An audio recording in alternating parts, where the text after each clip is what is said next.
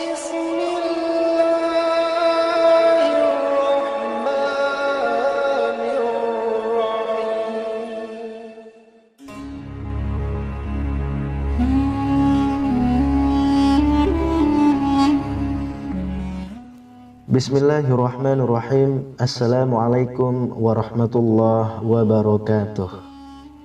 Syukur alhamdulillah, senang sekali rasanya kita bisa berjumpa lagi di channel ini. Sholawat dan salam selalu dan tetap tercurahkan kepada junjungan kita Nabi besar Muhammad sallallahu alaihi wasallam. Allahumma sholli ala sayyidina Muhammad wa ala ali sayyidina Muhammad. Sahabat beriman yang dirahmati Allah, berdoa merupakan salah satu upaya yang dilakukan oleh setiap muslim ketika berharap sesuatu dari Allah Subhanahu wa ta'ala. Karena tak bisa dipungkiri, manusia adalah makhluk yang lemah dengan segala kekurangan dan keterbatasan yang dimilikinya. Untuk itu, kita sangat membutuhkan pertolongan dari Sang Khalik. Dan pertolongan tersebut akan datang setelah kita melakukan permohonan kepada Allah Subhanahu wa ta'ala melalui doa-doa yang sering kita panjatkan sehari-hari. Bahkan Allah Subhanahu wa ta'ala pun menjamin akan mengabulkan setiap doa hamba-hambanya, karena Allah sangat menyukai hamba-hambanya yang selalu berdoa kepadanya.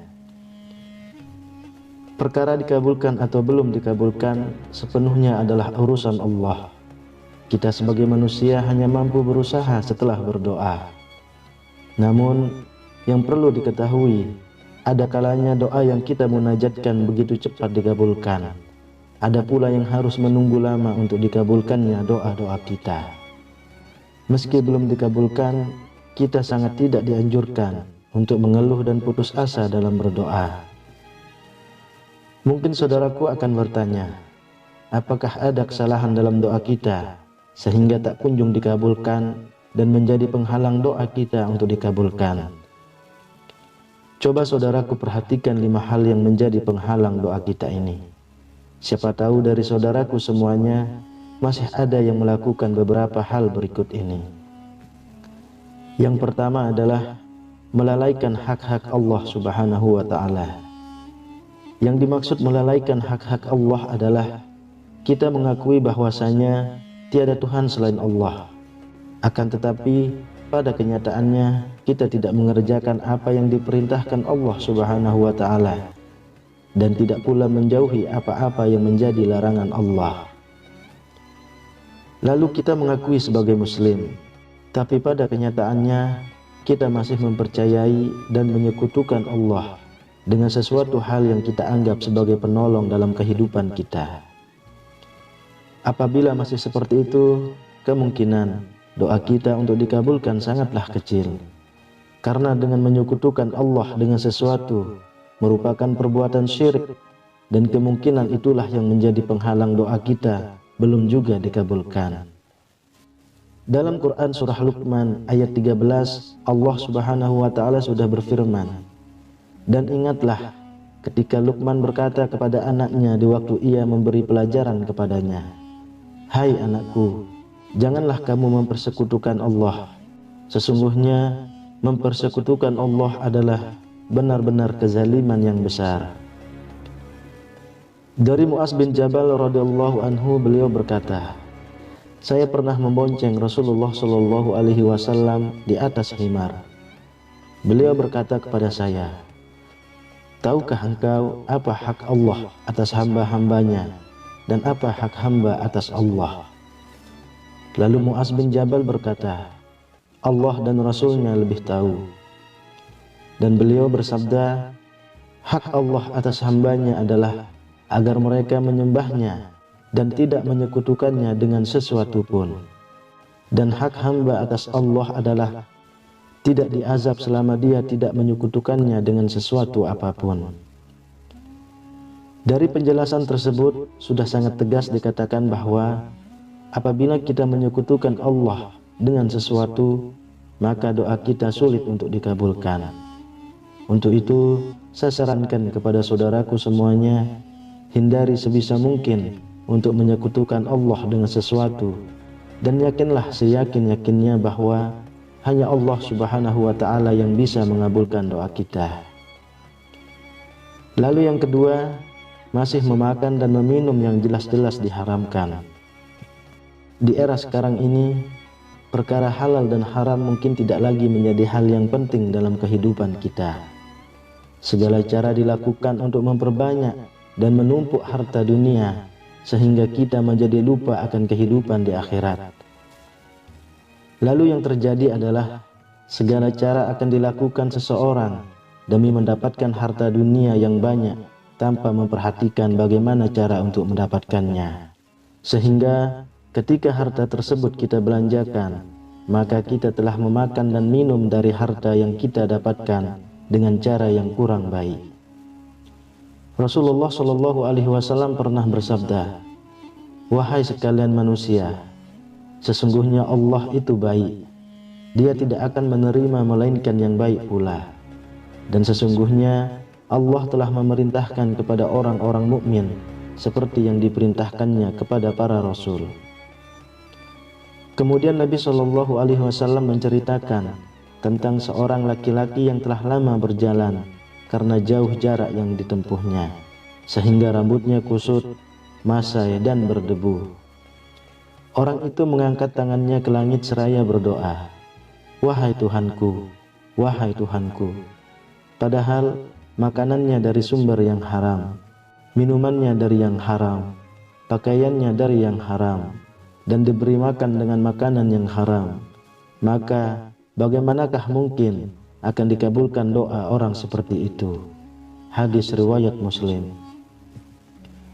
Dari hadis tersebut kita bisa memetik hikmah bahwasanya sebisa mungkin kita menghindari hal-hal yang cara mendapatkannya dengan cara yang tidak baik atau dengan cara yang haram, supaya ketika kita berdoa kepada Allah Subhanahu wa ta'ala, doa kita bisa segera dikabulkan.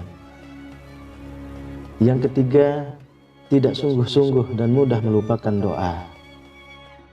Yang dimaksud tidak sungguh-sungguh dan mudah melupakan doanya adalah ketika kita berdoa, kita tidak sungguh-sungguh dalam doa tersebut dan juga tergesa-gesa, sehingga menyebabkan apa yang telah kita minta kepada Allah Subhanahu wa ta'ala seolah tidak benar-benar kita inginkan. Kalau saya mengibaratkan, sama halnya kita berdoa seperti ini, "Ya Allah, kabulkanlah doaku jika Engkau ingin." Saya sangat paham di tengah kesibukan bekerja. Tentu hal tersebut membuat kita menjadi kurang sungguh-sungguh dalam berdoa, apalagi jika masih ada pekerjaan yang harus segera diselesaikan. Meski begitu, saya sarankan, carilah waktu yang tepat supaya saudaraku semuanya bisa berdoa dengan sungguh-sungguh dan rendah diri, mengharap kepada Allah Subhanahu wa ta'ala supaya doa kita bisa dikabulkan. Dari Abu Hurairah, Rasulullah Shallallahu Alaihi Wasallam pernah bersabda, "Doa salah seorang di antara kalian pasti akan dikabulkan, selagi ia tidak terburu-buru dengan mengatakan, 'Aku telah berdoa,' namun tidak kunjung dikabulkan." Hadis riwayat muttafaq alaih.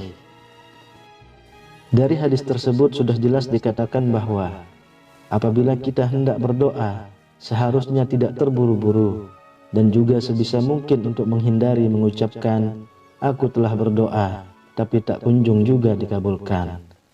Akan tetapi yang harus kita lakukan adalah walaupun belum dikabulkan, hindari untuk berputus asa, mengeluh, atau bahkan berprasangka kurang baik kepada Allah Subhanahu wa ta'ala. Karena kita tahu doa seorang hamba tergantung prasangka dari hamba tersebut terhadap Allah Subhanahu wa ta'ala. Jika kita berprasangka baik, maka Allah akan mengabulkan doa kita.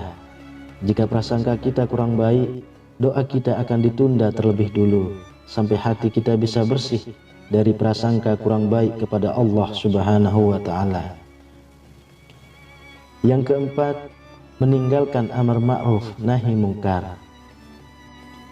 Yang dimaksud amar ma'ruf nahi mungkar adalah mengerjakan yang baik dan meninggalkan yang kurang baik. Islam mengajarkan kita untuk saling bersosial dalam masyarakat.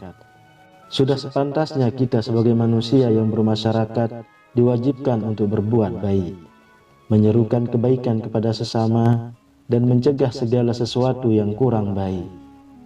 Namun pada kenyataannya, kadang kita malah terbalik mengartikan amar ma'ruf nahi mungkar. Yang baik kita tinggalkan dan yang kurang baik malah kita kerjakan. Apabila saudaraku semuanya menjadi pendukung hal-hal yang kurang baik, niscaya Allah Subhanahu wa Ta'ala akan menolak doa kita dan bisa jadi mengirimkan peringatan kepada kita.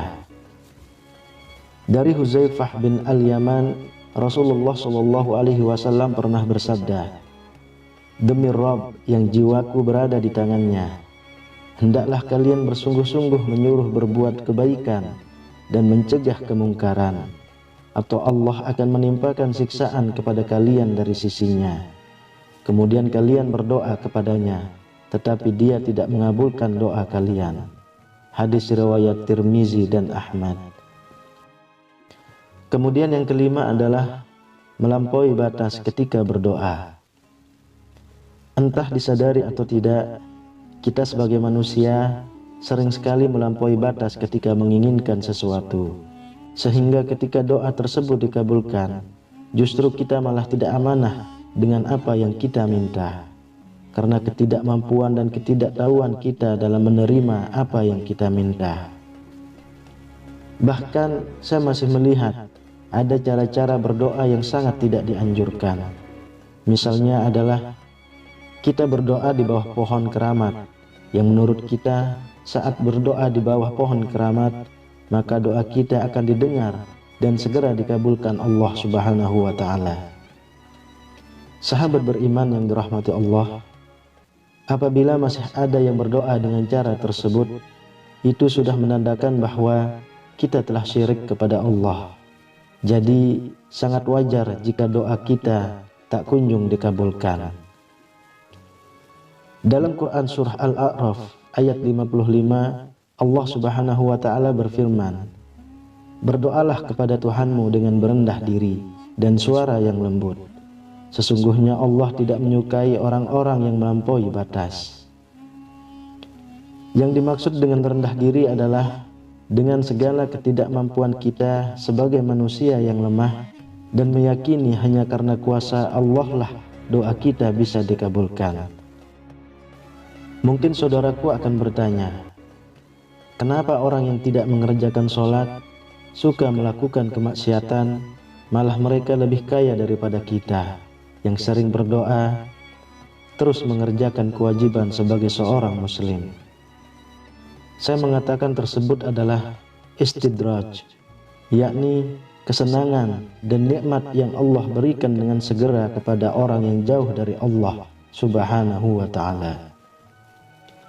Dalam Quran surah Ali Imran ayat 178, Allah Subhanahu wa Ta'ala berfirman, "Dan janganlah sekali-kali orang-orang kafir menyangka bahwa pemberian tangguh kami kepada mereka adalah lebih baik bagi mereka. Sesungguhnya kami memberitahu kepada mereka hanyalah supaya bertambah-tambah dosa mereka, dan bagi mereka azab yang menghinakan." Dalam Quran surah Az-Zumar ayat 49, Allah Subhanahu wa Ta'ala berfirman, "Maka apabila manusia ditimpa bahaya, ia menyuruh kami. Kemudian apabila kami berikan kepadanya nikmat dari kami, ia berkata, sesungguhnya aku diberi nikmat itu hanyalah karena kepintaranku. Sebenarnya itu adalah ujian, tetapi kebanyakan mereka itu tidak mengetahui."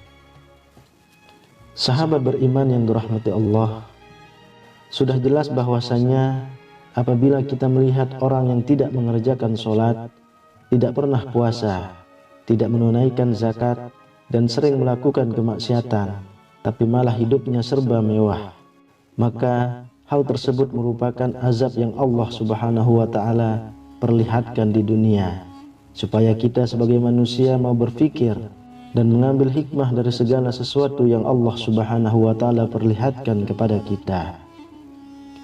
Hidup bergelimangan harta di dunia, tapi miskin pahala di akhirat. Sungguh kehinaan dan kemalangan yang tiada tara bagi orang-orang yang seperti itu.